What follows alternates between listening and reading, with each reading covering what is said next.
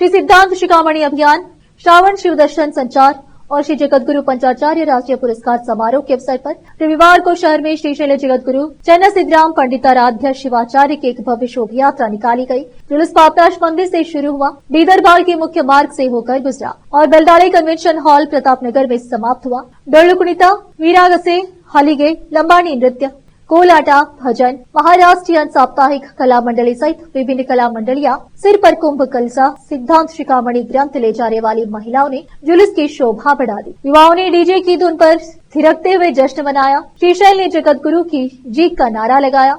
इसकी यात्रा बेलदाड़े function hall पहुंची, जहां मंच कार्यक्रम का आयोजन किया गया था। इस कार्यक्रम में बीदर जिला प्रभारी मंत्री ईश्वर खंडे, पूर्व मंत्री राजशेखर पाटिल, वरिष्ठ पत्रकार शिवशेणप्पा वाली सहित अन्य नेता और धर्मगुरु आदि उपस्थित थे। कैमरामैन पपुराज का कवरेज।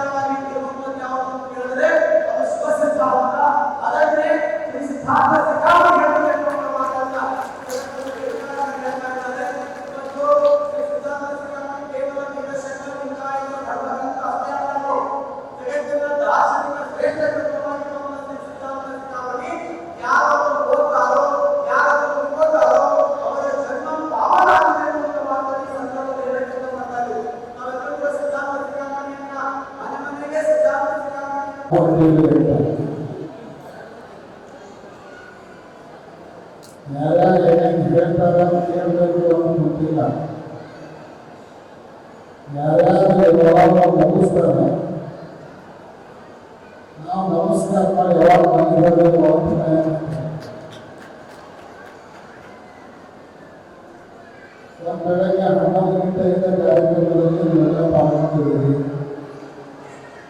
4 ಗಂಟೆ ಸಮೀಪ ಬರ್ತಾ ಇದೆ. ಒಬ್ಬ ಮನುಷ್ಯನ ತಾಳ್ಮೆ 2 ಬೇಡ 3 ತಾಸು ಇರ್ತದೆ. ಅಂದರೆ ಈಗಾಗಲೇ 5 ತಾಸಿಗೆ ಬಂದಿದೆ. ನಿಮ್ಮ ತಾಳ್ಮೆಯನ್ನು ಸಹನೆಯನ್ನು ಪರೀಕ್ಷೆ ಮಾಡೋದಕ್ಕೆ ನಾವು ಪ್ರಯತ್ನ ಮಾಡಬೇಕು.